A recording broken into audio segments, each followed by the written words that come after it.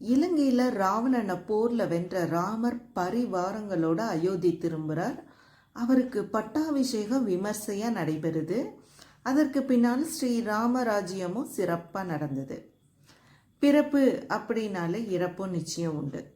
அவதார புருஷர்களுக்கும் இது விதிவிலக்கல்ல.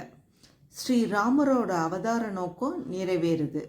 அவர் வைகுண்ட திரும்ப வேண்டிய நேரம் நெருங்கிருச்சு. எல்லா உயிர்களையும் எடுத்து செல்லக்கூடிய யமதர்மன் ஒரு தபஸ்வி வேடத்தில் அயோத்திக்கு சென்று ஸ்ரீராமரை தரிசிக்கிறார். அவர் ஸ்ரீராமன்கிட்ட போய், ராகவா, உங்களுக்கு எனது நல் வாழ்த்துக்கள். உங்களது நன்மைக்காக சில விஷயங்களை உங்களுக்கு தெரிவிக்க வேண்டும். அதை வேறு யாரும் அறியக்கூடாது. யாராவது அறிந்தால் அவர்களை அழித்து விட வேண்டும் அப்படிங்கிறார். யமன் கூறியதை கேட்டு ஸ்ரீராமர் தன்னோட சம்மதத்தை தெரிவிச்சிட்டாரு.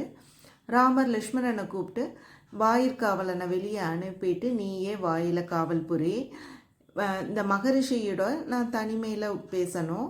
அந்த உரையாடலை யாராவது கேட்டாங்கன்னா அவங்களுக்கு மரண தண்டனை நிச்சயம் அளிப்பேன் அப்படிங்கிற.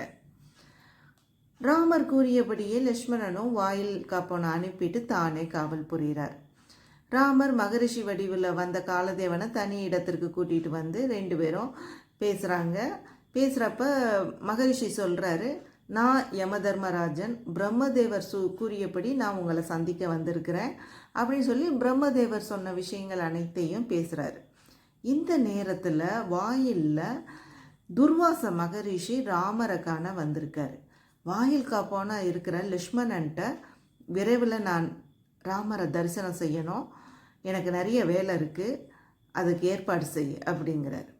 துர்வாசர் சொன்னதை கேட்ட லக்ஷ்மணன் அவரை பக்தியோட வணங்கி, ராமர் ஒரு மகரிஷியோட தனிமையில் பேசிகிட்டு இருக்காங்க, அதனால் கொஞ்சம் நேரம் பொறுக்க சொல்கிறார், பொறுத்துக்கங்க அப்படின்னு. துர்வாசருக்கு கோபம் வந்துருச்சு. தனது பார்வையாலேயே லக்ஷ்மணனை சுட்டு எரிக்கிற மாதிரி பார்க்குறாரு. லக்ஷ்மணா, நீ இப்போவே ஸ்ரீராமர்கிட்ட நான் வந்திருப்பதை சொல்லு, இல்லைன்னா ராமன் உட்பட இந்த நாட்டில் உள்ள அனைவருக்கும் சாபம் கொடுப்பேன் அப்படிங்கிறார். நாட்டு மக்கள் அனைவரும் துர்வாசர் சாபத்தில் இருந்து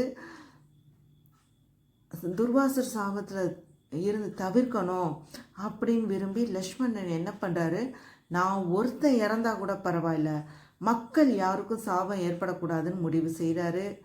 முடிவில் ராமர்கிட்ட போய் துர்வாசக முனிவர் வந்திருக்கதை தெரிவிக்கிறாரு. உடனே ராமர் காலதேவனை அனுப்பிவிட்டு துர்வாசகரை வரவேற்கிறார். துர்வாசகர்கிட்ட மகரிஷியே, நான் உங்களுக்கு என்ன செய்யணும் அப்படின்னு கேட்குறாரு. துர்வாசகர் சொல்கிறாரு, ராமா, நான் இன்னைக்கு நீ அளிக்கக்கூடிய உணவை அருந்த தான் வந்திருக்கிறேன் அப்படிங்கிறாரு.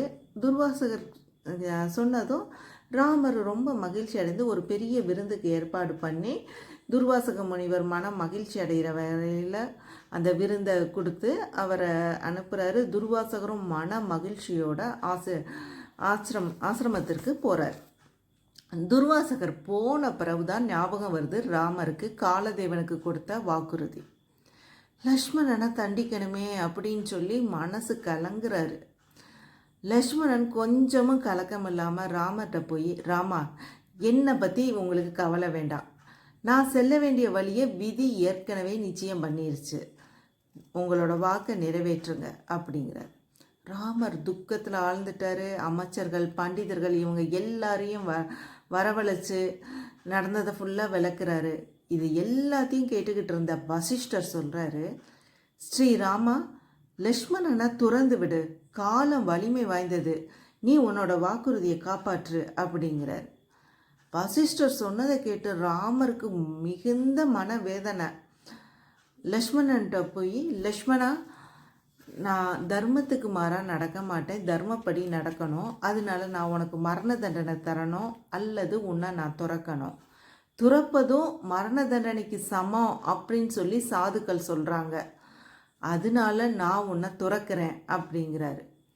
ராமர் கூறியதை கேட்ட லக்ஷ்மணர் அவங்க வீட்டுக்கு செல்லாமல் விரைவாக சரையு நதிக்கு போகிறாரு. அங்கே ஆழ்ந்த தியானத்தில் அமர்ந்துடுறாரு. அந்த நேரம் இந்திரன் முதலான தேவர்கள், ரிஷிகள் எல்லாம் பூமாறி பொழிகிறாங்க. இந்திரன் தேவலோகத்துக்கு லக்ஷ்மணனை அழைத்து செல்றார். அமைச்சர்களையும் அயோத்தி மக்களையும் அழைச்சி அவர்கள்ட்ட பரதனை அரசனாக்க முடிசூட்டி அரசனாக்கணும்னு ராமர் முடிவு செஞ்சு தானும் லக்ஷ்மணன் சென்ற பாதையிலேயே செல்ல விரும்புகிறார். ஆனால் அயோத்திக்கு அரசனாகிறத பரதன் விரும்பலை. பரதனோட விருப்பப்படி ஸ்ரீராமர் அயோத்தியின் ஒரு பகுதிக்கு லவனையும் மற்றொரு பகுதிக்கு குசனையும் அரசராக முடிசூடுறார். ராமரை பின்பற்றி பரதனும் சத்ருகனும் அயோத்தி மக்களும் சரையு நதிக்கு செல்கிறாங்க. ஸ்ரீராமர் சரையு நதியில் இறங்கி வைகுண்டம் சென்றார். அவருடன் சென்ற மற்றவங்களும் புண்ணியமான உலகங்களை அடைந்தனர். ஸ்ரீராமர் லக்ஷ்மணன் அவர்களுடன் இருந்த மற்றவர்களும் தர்மத்தை பின்பற்றியே வாழ்ந்தாங்க. இதனால தான் அறம் வெல்லும் பாவம் தோற்கும் அப்படின்னு ராமாயணம் வழங்கக்கூடிய செய்தியாக கவி சக்கரவர்த்தி கம்பர் நமக்கு குறிப்பிடுகிறார். ஸ்ரீராமரோட நிழல் போல இருந்து அவருக்கு சேவை செய்தவன் லக்ஷ்மணன். தான் இறந்தாலும் அயோத்தி மக்கள் நன்றாக இருக்கணும், சமுதாயம் செழிக்கணும் அப்படின்னு நினைக்கிறார். பொது நன்மைக்காக நம்மை நாமே தியாகம் செய்யணும் என்பதே லக்ஷ்மணனோட தியாகம் உலகத்துக்கு வழங்கக்கூடிய செய்தி.